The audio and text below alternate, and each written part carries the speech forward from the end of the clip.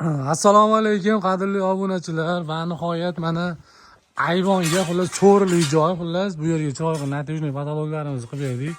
Ajoyib ideal holatda chiqdi. Mana buni yaqindan video syomka qilib chiqaraman. Qadrli obunachilar, videoni boshidan xullas mehnatimizga layklarni bosib qo'yinglar. Sizlarda ham shunaqa so'rili joylar bo'lsa, chiroyli qilib natijali patologlarni mana shunday chiroyli holatda tortib beramiz. Mana tashqari tomonga qilindi.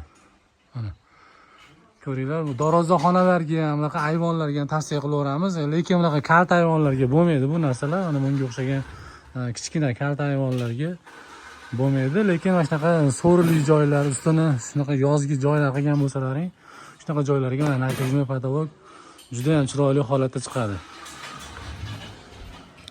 Ishlarimiz, mehnatlarimiz yoqayotgan bo'lsa, kommentariyaga gazini bos Rustamni yozib ketinglar. Xudo xolasa yana keyingi obyektlarim chiroyli qilib video syomka qilib chiqaraman.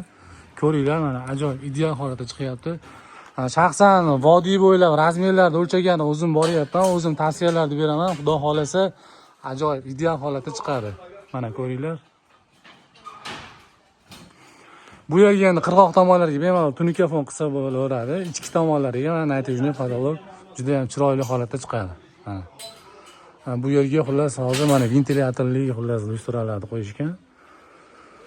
Mana bunaqa narsalarni ham ilib beraveramiz. Juda ham chiroyli holatda chiqadi. Qadrli obunachilar, mehnatimizni qo'llab-quvvatlab, layklarni bosib turinglar. Xudo xolasa keyingi obyektimiz ham darvozaxonaga qilgan joylarimiz ham bor. Ularni ham chiroyli qilib video syomka qilib chiqaraman mana. Ko'ringlar, ancha mana ochiladi, juda ham chiroyli holatda. Bu yerlari mana o'sha tunika fonda o'sha yopiladi. Qirg'oq tomonlari o'sha onli nima bo'lgan. Bu yerga hech narsa yopishtirish shart emas. Mana oddiy holatda, tekis holatda hech narsa bunga kerak emas, xullas, juda ham chiroyli holatda chiqadi.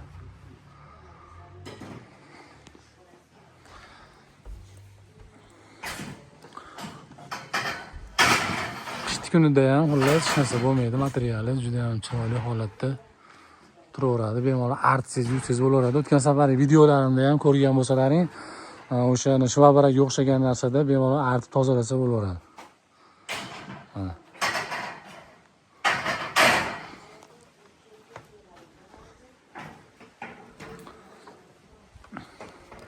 Qadrli obunachilar, kimga shunaqa xizmatlar kerak bo'lsa, ekrandagi nomerlarga aloqaga chiqinglar. Xudo xolasa ishlaringizni sifatli qilib beramiz. Keyingi obyektlarimiz xudo xolasa Andijonda bo'ladi, keyin Namangandan ham ish olganmiz. Xullas vodiy bo'ylab xizmat ko'rsatyapmiz.